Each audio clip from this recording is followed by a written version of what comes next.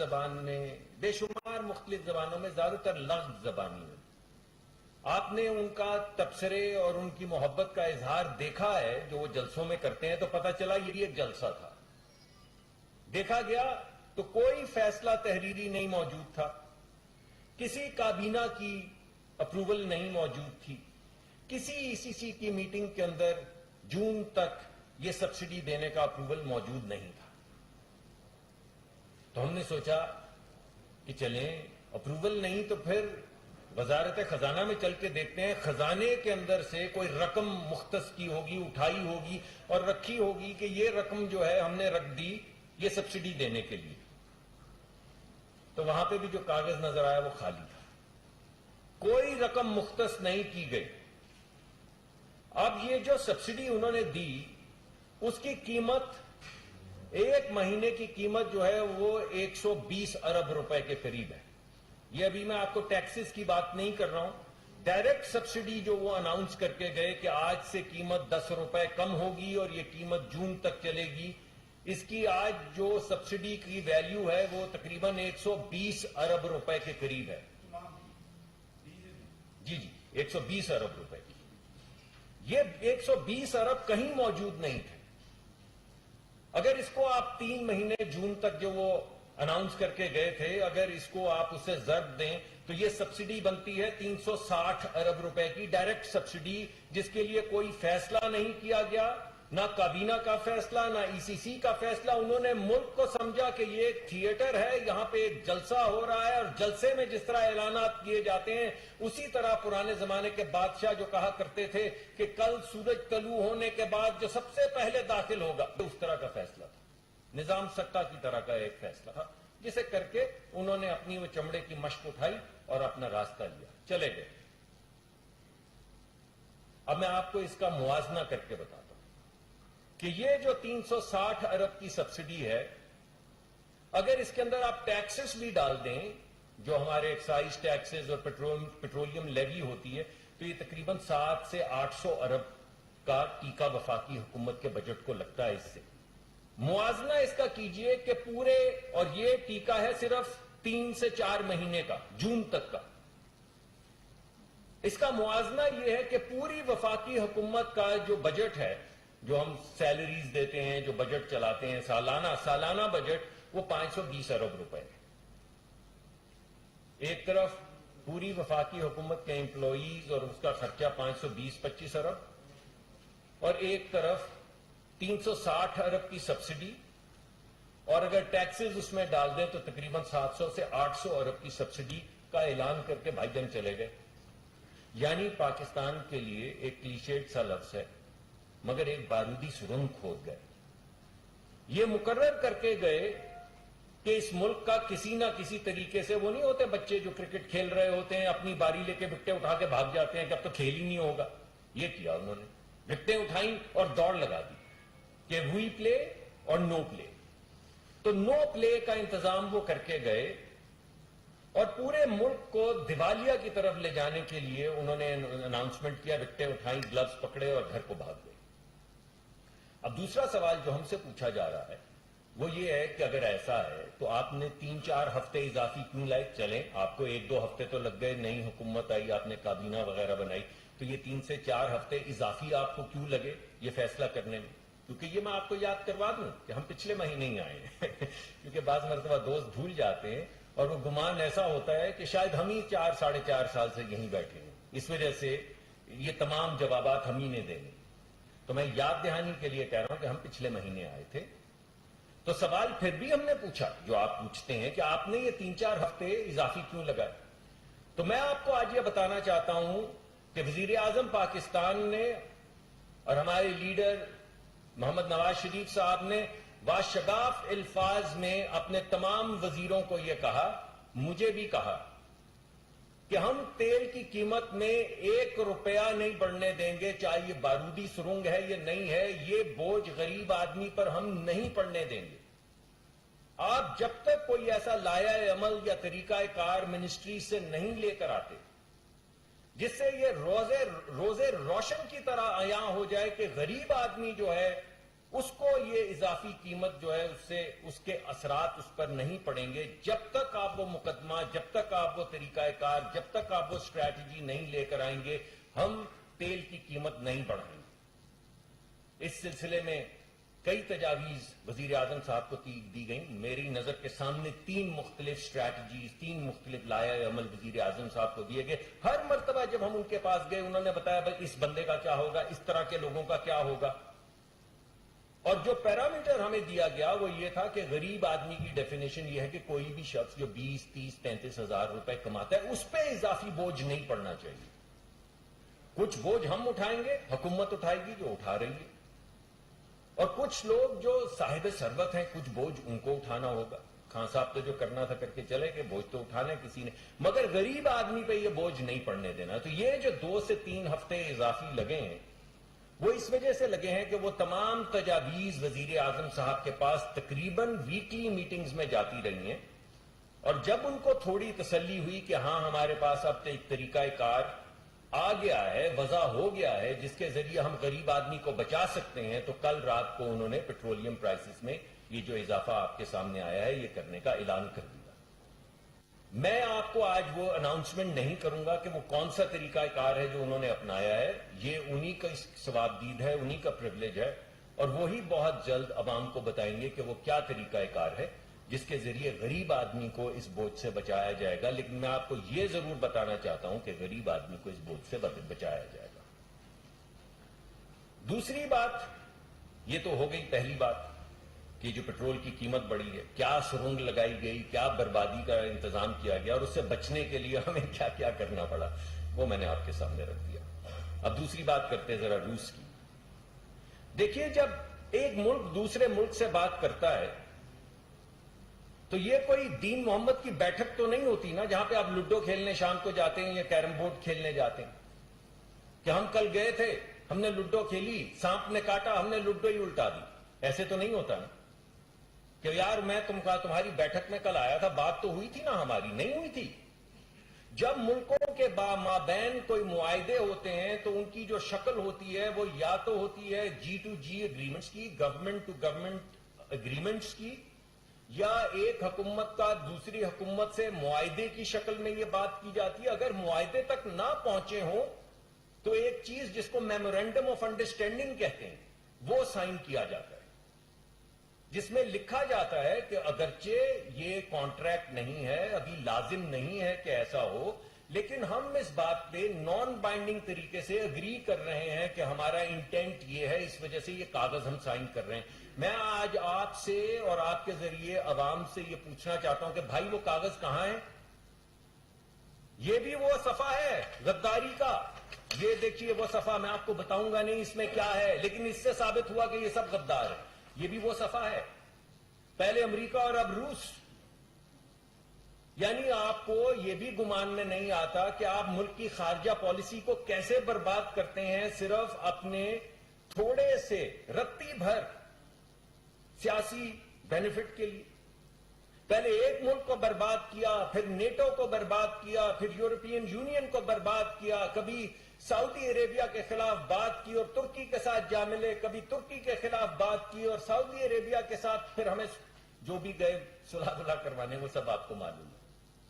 یعنی یہ کیا انہوں نے تو واقعی دین محمد کی بیٹھک بنا دی ہے ملک کو بھی اور ملک کی خارجہ پالیسی کو بھی۔ تو میں آپ سے پوچھنا چاہتا ہوں کہ بھائی جان، یہ جو اتنے معززین شہر روز صبح ٹویٹس کر رہے ہیں اور آپ کو یہ بتا رہے ہیں، تو میں یہ پوچھنا چاہتا ہوں کہ وہ گورنمنٹ ٹو گورنمنٹ اگریمنٹ کہاں ہے؟ وہ M O U, non binding M O U کہاں ہے جس میں لکھا ہے کہ ہاں روس ہمیں یہ سستا تیل دینا چاہتا ہے اور ہاں ہم یہ سستا تیل لینا چاہتے ہیں؟ وہ کہاں ہے؟ اب جو ہے وہ میں آپ کے سامنے پیش کرتا ہوں۔ اپنی رخصت سے کچھ دن پہلے جو اس وقت وزیر تھے پیٹرولیم کے، انہوں نے ایک خط لکھا اور اس خط میں انہوں نے یہ تحریر کیا کہ ہم آپ کے ساتھ تجارت بڑھانا چاہتے ہیں اور اس تجارت کے اندر ہم آپ کے ساتھ انرجی کی بھی تجارت کرنا چاہتے ہیں۔ تو ہم یہ چاہتے ہیں کہ آپ اس کے لیے اگر ہم سے تجارت کرنا چاہیں یا ہم درخواست کر رہے ہیں کہ آپ تجارت کریں تو ہمیں بتائیے، ہم آپ سے تیل بھی خریدنا چاہتے ہیں، گیس بھی خریدنا چاہتے ہیں، تو آپ کن कंडीशंस के ऊपर आप हमें ये तमाम चीजें दे सकते हैं, और हम आपसे दरखास्त कर रहे हैं कि अगर हमें आप मार्केट से सस्ती कोई चीज दे सके तो दे डालें। इसका कोई जवाब नहीं आया।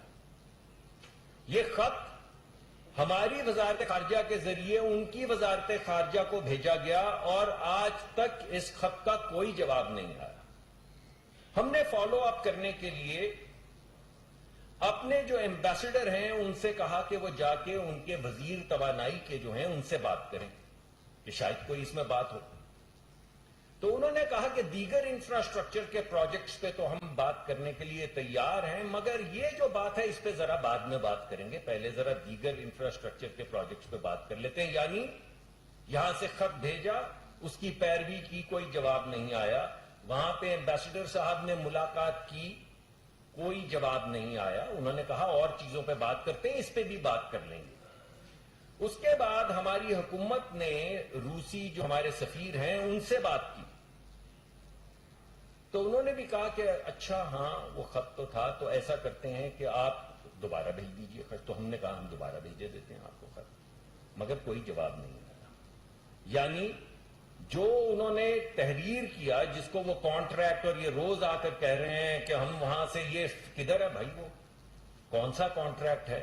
और अगर आप करके आए हैं, जुबानी मुआहिदा कोई करके आए हैं तो भाईजान, तो फिर वहां से जवाब क्यों नहीं आ रहा?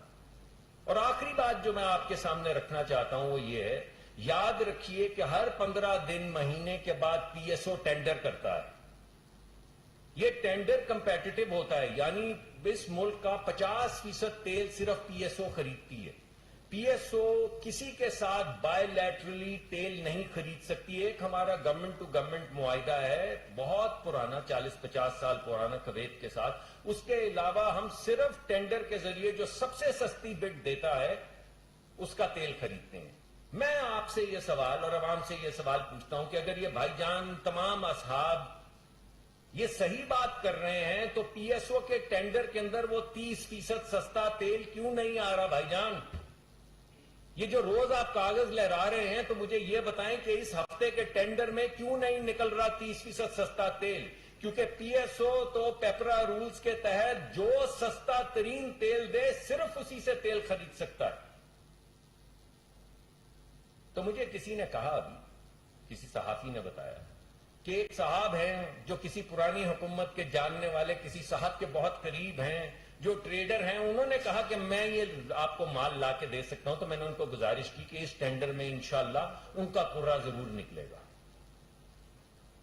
तो ये हवा में जो बातें कर रहे हैं और 1-1.5 महीने से कर रहे हैं, तो 30% सस्ता तेल हमारे टेंडर्स में क्यों नहीं आ रहा? अगर 30% सस्ता तेल अवेलेबल है तो 30% सस्ता तेल हमारे किसी पुराने हुक्मरान के किसी करीबी साथी के कोई दोस्त जो ट्रेडिंग करते हैं और बेचना भी चाहते हैं सस्ता, मैं उनसे दरखास्त करता हूं कि हमारे पास मत आए, हमें पैगामात मत भेजें, पीएसओ के टेंडर में शिरकत करें और 30% सस्ता तेल अगले हफ्ते उसमें उसकी कीमत डालें, ताकि अवाम के सामने ये सारी बात आए और आपको भी पता चले कि कंपेटिटिव तरीके से रूस का तेल जो हमारे पुराने इमरान खान साहब के मुताबिक 30% सस्ता है, जिसका वो कॉन्ट्रैक्ट कर आए हैं, वो जरा उसमें कुर्रा डाल दें ताकि 30% सस्ता तेल पाकिस्तान में आ जाए। भाई क्या करना चाह रहे हैं आप मुल्क के साथ? इतनी बदगुमानी, इतना झूठ, इतनी गलत बयानी। एक तरीका कार है, आपके पास कोई G2G एग्रीमेंट नहीं है, कोई MOU नहीं है, आप टेंडर के अंदर डाल नहीं रहे। वो लोग जो यहां वहां से हमें आकर रोज कहते हैं मैं आपको सस्ता ये ला देता हूं, आपके पास भी आते होंगे ऐसे लोग। उन लोगों की मैं क्या आपको कहूं? तो कुछ थोड़ी सी मतानत पैदा कीजिए, मुल्क को आग मत लगाए, मुल्क के अंदर इतनी ज्यादा बदगुमानी ना पैदा करें कि किसी को किसी भी चीज पे एतमाद ना रहे। यानी आपको आपकी खारजा पॉलिसी पे भी एतमाद ना रहे, आपको अपने वजीर खारजा पे भी एतमाद ना रहे, आपको अपने वजीर एनर्जी के ऊपर भी, आप किस पे एतमाद करेंगे? ये मुल्क कैसे चलेगा?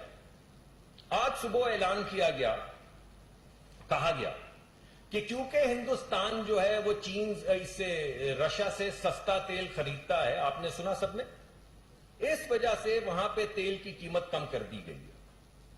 तो मैं आपको आज की तारीख में हमारी कीमत बढ़ाने के बाद ہندوستانی تیل کی قیمت پاکستانی روپوں میں اور پاکستانی تیل کی قیمت پاکستانی روپوں میں پیش کرتا ہوں آپ کے سامنے. چاہیں گے تو ڈالرز میں بھی پیش کر دوں گا. میں پاکستانی روپوں میں اس وجہ سے پیش کر رہا ہوں کہ کوئی آپ کے ذہن میں ابہام نہ رہ جائے.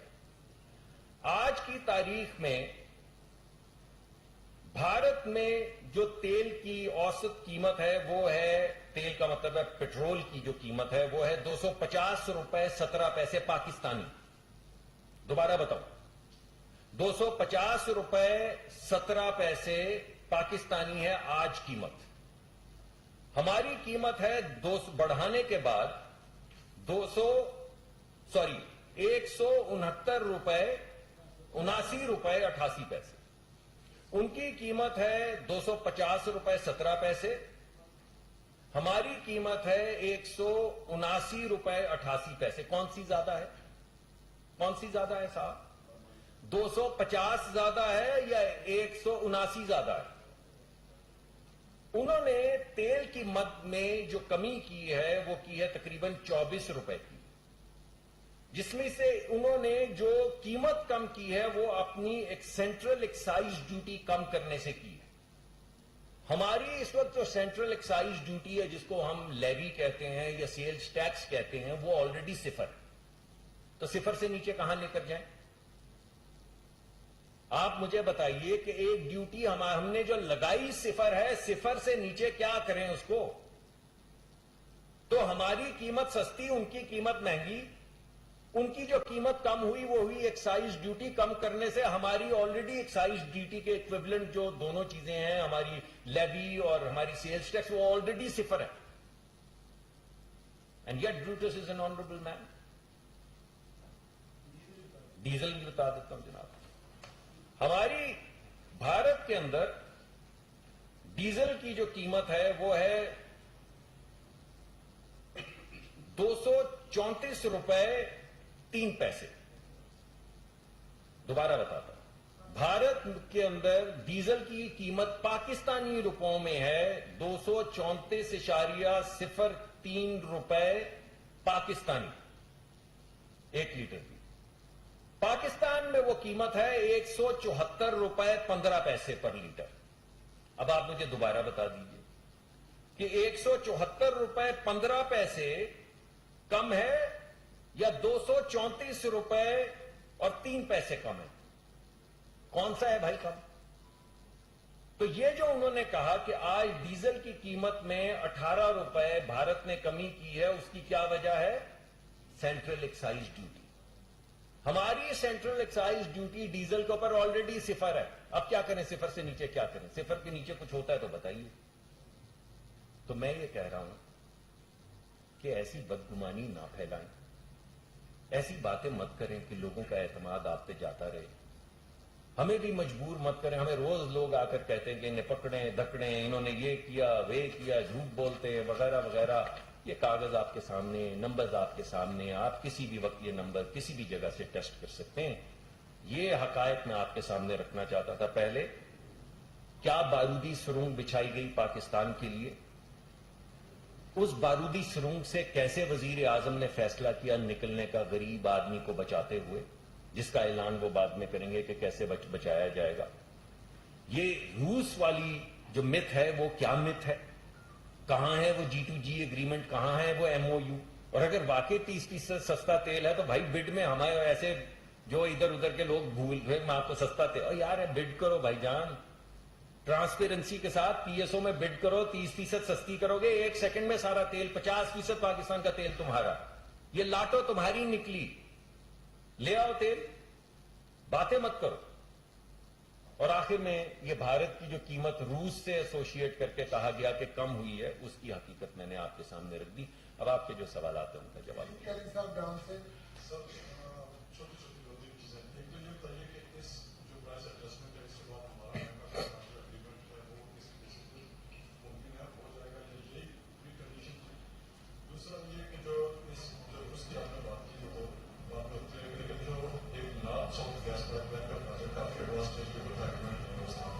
اس کا کیا اسٹیٹس ہے اس کے ساتھ وہ پائے گا یا آپ کرنا چاہیں گے؟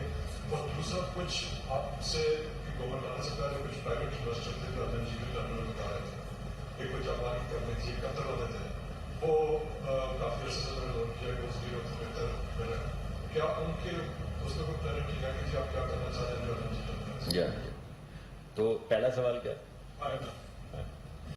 देखिए IMF के सामने जो शराइत तय की हैं मिफ्ता साहब ने बड़ी महारत के साथ, वो यही की हैं। उन्होंने कहा कि देखिए ये बात ठीक है कि अगर हम पैसे बोरो करना चाहते हैं तो हम ऐसे पैसे बांट तो नहीं सकते कि जो 8 सिलेंडर गाड़ियां चला रहे हैं और 6 सिलेंडर गाड़ियां चला रहे हैं, जो 4 करोड़ की या 7 करोड़ की या 5 करोड़ की गाड़ी चला रहा है, उसको भी सरकार जो है वो देती रहे तोहफे के अंदर पेट्रोल। तो हमने उनसे ये एग्री किया कि हमें आप एग्री कर जाएं हमारे साथ कि आप गरीब आदमी को बचाने का तरीकाकार जो है वो हमें इस्तेमाल करने देंगे, और हम ये जो ग्लोबल सब्सिडी है जो अमीर और गरीब को यकसा मिलती है, वो सब्सिडी जो है हम उसे कंटेन करने की कोशिश करते हैं। यही एक हाई लेवल एग्रीमेंट है जो जिसकी बुनियाद के ऊपर ये तमाम फैसले जो है अब हम कर रहे हैं।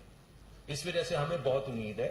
ये जो पिछली मीटिंग थी इसका मकसद ही ये था कि वो तमाम शराइत जो हैं वो हम तय कर लें ताकि हमारा प्रोसेस दोबारा से ट्रैक पे आ जाए। तो मेरे ख्याल में बहुत हद तक प्रिंसिपल्स जो हैं जिनके तहत हमने ये एग्रीमेंट मुकम्मल करना है, उनको उस पर बड़ी अहम और अच्छी पेशरफ्त हुई है, और हमें कभी उम्मीद है कि हम IMF के साथ अब अपनी कॉन्ट्रैक्ट को आगे बढ़ा सकेंगे और मुल्क को एक स्टेबिलिटी के रास्ते पे लेकर जाएंगे। नॉर्थ साउथ पाइपलाइन तो हमारे लिए बहुत ज्यादा जरूरी है, और आपका जो तीसरा सवाल है उससे जुड़ा हुआ है वो, क्योंकि अगर हमने जो हम करना चाहते हैं, हम ये चाहते हैं कि पाकिस्तान को एक ओपन मार्केट किया जाए। पाकिस्तान में सिर्फ कंपटीशन के जरिए लोग कारोबार कर सकें। ये जो है कि मेरा एक दोस्त है जिसके रूस में ताल्लुकात हैं, वहां से मैं सस्ता तेल ला के दे सकता हूं, आप एक कागज पे मुझे नहीं भाई, ये दौर गए। आना है, compete करें, कंपैटिटिव बिडिंग करवा देते हैं, आप सबसे अच्छा रेट दे दें, सबसे सस्ता तेल दे दें, हम आपसे ले लेंगे। तो हम चाहते हैं कि LNG के अंदर भी यही हो। हमें जितनी LNG मुल्क के लिए यानी अपने बिजली के कारखाने चलाने की जरूरत थी, उतनी तो शायद खाकान अब्बासी साहब लगा गए। 1.2 बिलियन क्यूबिक फुट की 1200 मिलियन यानी 1200 MMCFD के 2 गैसिफिकेशन के कारखाने, जिनके जरिए हमारे बिजली का हर प्लांट चल सकता है, जो हमारी सरकारी जरूरत थी वो हमने पूरी कर ली, और उससे ज्यादा बढ़ के हमने पूरी कर ली। अब बाकी LNG के लिए हम चाहते हैं कि प्राइवेट सेक्टर आए, अपने ग्राहक ढूंढे, बेचे, खरीदे, मार्केट रिस्क ले। हमारा काम है पोर्ट्स को बेहतर करना, हमारा काम है पाइपलाइन को बेहतर करना, हमारा काम है इजाजत देनी प्राइवेट कंपनियों की, जिसमें से आपने जिक्र किया एक मित्सुबिशी है और एक कतरी है। ये कंपनियां आके अपने LNG के टर्मिनल्स लगाना चाहती हैं। उसमें हमने कुछ रेगुलेटरी रिफॉर्म्स करनी है, वो बातचीत चल रही है, मगर आपने कोई लफ्ज इस्तेमाल किया दरबदर होने का, रुसवा होने का, कुछ ऐसा आपने लफ्ज, वो दिन गए, वो दिन गए। मैं हर एक से ये कह रहा हूं कि हमें आपकी खिदमत पे मामूर किया गया है। खुदारा किसी एजेंट के पास मत जाएं कि मैं आपका काम करवा देता हूं। ये महकमा जो है इस वक्त तेल का, गैस का, ये आपका खादिम है। हमें नौकरी ये दी गई है कि जो पाकिस्तान में इन्वेस्टमेंट करना चाहे उसके लिए आप रेड कार्पेट बिछाएं और आप उसकी प्रॉब्लम सॉल्व करें, और फाइलों में ये ना लिख के दें कि ये काम क्यों हो सकता है। ये लिखें कि कानून और आइन के ऐन मुताबिक, रेगुलेशंस के मुताबिक कंपटीशन के जरिए आप कैसे उनका काम मुकम्मल करवा सकते हैं। ये वजीर आजम की हिदायत है, इस पे हम चल रहे हैं। ये लागू होता है उन टर्मिनल्स के ऊपर भी, हम उनके फैसिलिटेटर हैं, हमें कोई हर्ज नहीं है। हमारा हुकूमत की कोई कैपेसिटी पेमेंट नहीं होगी, हमने कोई पैसे उनको नहीं देने, बिजनेस रिस्क भी उनका है। हमें सिर्फ पैसे मिलेंगे जो बिडिंग के जरिए, कंपेटिटिव प्रोसेस के जरिए मिलेंगे। और पाइपलाइन के बगैर ये लग नहीं सकते, क्योंकि वो ट्रांसपोर्ट नहीं हो सकती। गैस LNG साउथ से यानी कराची से पंजाब में वो ट्रांसपोर्ट होने के लिए चाहिए। तो उस पर बहुत ज्यादा काम हो रहा है, और बहुत जल्द उसका एक पूरा फ्रेमवर्क जो है हम आपके सामने पेश कर देंगे। मगर yes, we are on it. Both LNG के जो मामलात हैं उनके ऊपर, टर्मिनल्स के और पाइपलाइन, दोनों मामलात के ऊपर बिल्कुल हम रोज आगे बढ़ रहे हैं इंशाल्लाह। जी डॉक्टर साहब,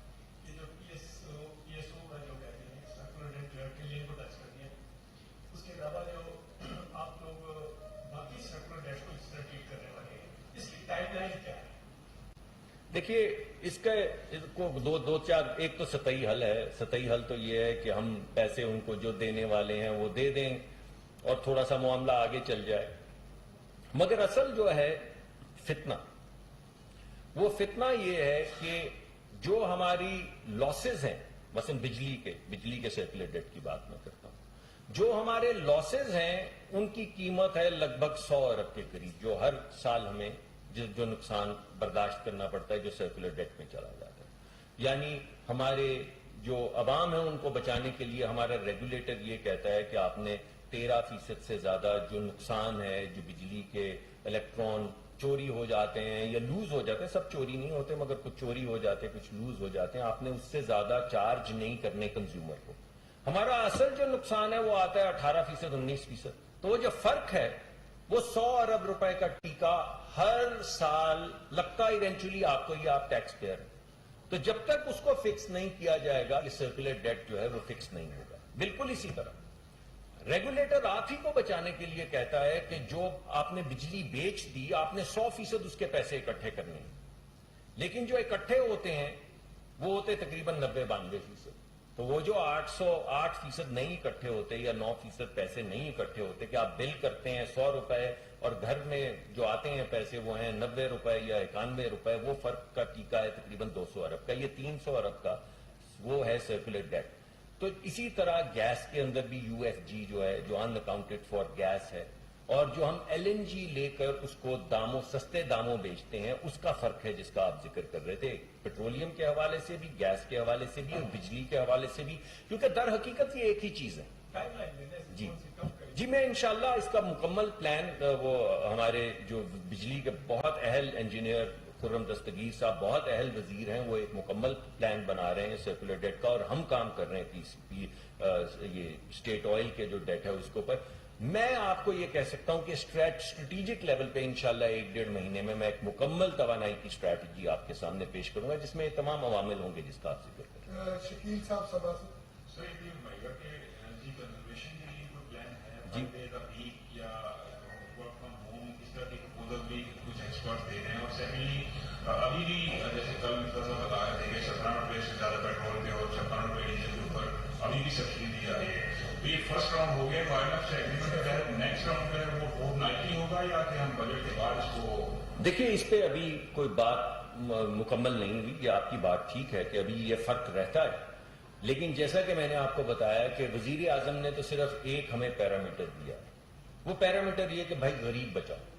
تم مجھے دکھا دو کہ اس کا بوجھ غریب پہ نہیں پڑے گا، میں بڑھا دیتا ہوں بجلی. اگر مجھے آپ یہ کہہ رہے ہیں کہ اس کا بوجھ وفاقی حکومت کچھ اٹھا لے، جو ابھی ہم اٹھائیں گے، یہ جو آپ نے فرق بتایا ہے، کچھ امیر لوگ اٹھائیں گے کچھ ہم اٹھائیں گے، تو میں بڑھا دوں گا. لیکن اگر آپ یہ کہیں کہ وہ شخص جو آگے 20-25 ہزار روپے لے رہا ہے اس کو مدفون کر دو، تو یہ میں نہیں ہونے دوں گا.